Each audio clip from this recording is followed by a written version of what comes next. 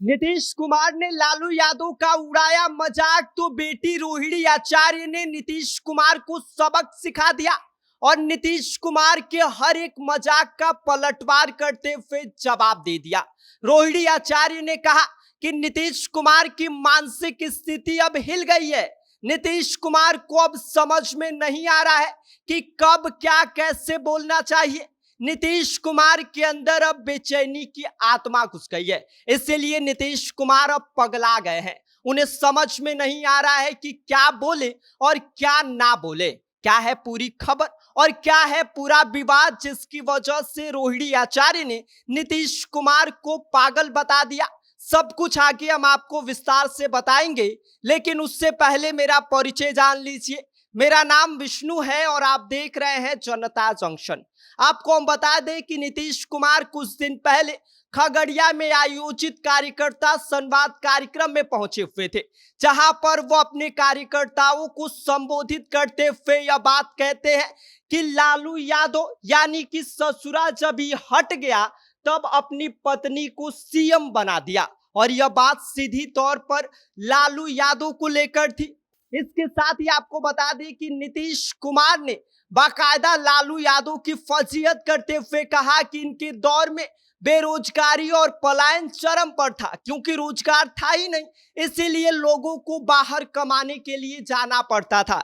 इसके साथ ही उनके दौर में गुंडा राज इतने चरम पर था कि शाम के वक्त लोग अपने घर से नहीं निकल पाते थे। इनके दौर में हिंदू मुस्लिमों की लड़ाई होती थी और इनके दौर में ना तो बिजली था और ना ही कोई विकास का कार्य हुआ था। इसके बाद नीतीश कुमार अपने शासनकाल के दौरान जो कुछ हुआ उसकी बाकायदा बखान करते हैं और यह कहते हैं कि भाई इनके दौर में भ्रष्टाचार चरम पर था, हमारे दौर में भ्रष्टाचार नहीं है। इनके दौर में विकास का कार्य नहीं हुआ, हमारे दौर में आप देख लीजिए कि बिहार कितना विकसित राज्य की ओर बढ़ रहा है।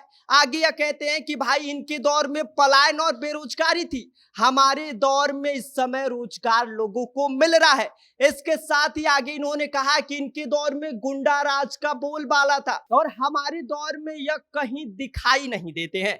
इसके साथ ही आपको बता दें कि उस दौरान नीतीश कुमार लालू यादव को ससुरा कह के संबोधित करते हैं और कहते हैं कि भाई ससुरा जब से ही हटा तो अपनी पत्नी को सीएम बनवा दिया। बाकायदा नीतीश कुमार यह बात कहते हैं, जिसको लेकर रोहिणी आचार्य अब नीतीश कुमार पर ही भड़क गई हैं और उनकी फजीहत करते हुए उनको पागल बता दिया है।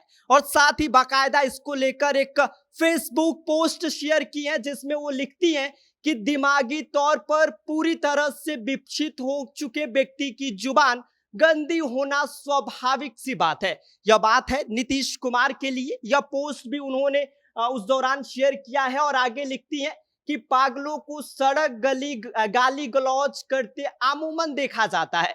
जिस व्यक्ति के संरक्षण में मुजफ्फरपुर महापाप हुआ, जिसका चारित्रिक नीचता के तमाम किस्से हैं, उसके आगे लिखती है कि उस बदजुबान की तोंद वाले अंकल के मुंह से निश्चित हार की बौखलाहट में घटिया सोच से पैदा हुई निम्न स्तर की भाषा का गुबार निकल रहा है। आगे रोहिणी आचार्य लिखती है कि पागल की हद हासिल कर बेचैन आत्मा बन चुके अंकल, और ये अंकल है नीतीश कुमार के लिए, कि बोली जा रही हर गंदी बोली का हिसाब करने को मैं तैयार बैठी हूं और बिहार की जनता बाकायदा देख रही है। आगे लिखती है कि चाहे लाख गाली आप दे लो, बिहार में इस बार सिर्फ और सिर्फ भाई तेजस्वी के लिए ही तालियां बजेंगी। और बाकायदा रोहिणी आचार्य इसको लेकर फेसबुक पोस्ट लिखती हैं, जिसमें वो नीतीश कुमार को पागल बता देती हैं कि भाई इनको समझ नहीं आ रहा है, यह मानसिक रूप से बीमार हो चुके हैं और इनकी अब स्थिति बिहार चलाने की नहीं है। रोहिणी आचार्य बात कहती हैं। बाकी इस पूरी खबर पर आपका क्या कहना है, आप क्या सोचते हैं, आप हमें कमेंट कर सकते हैं।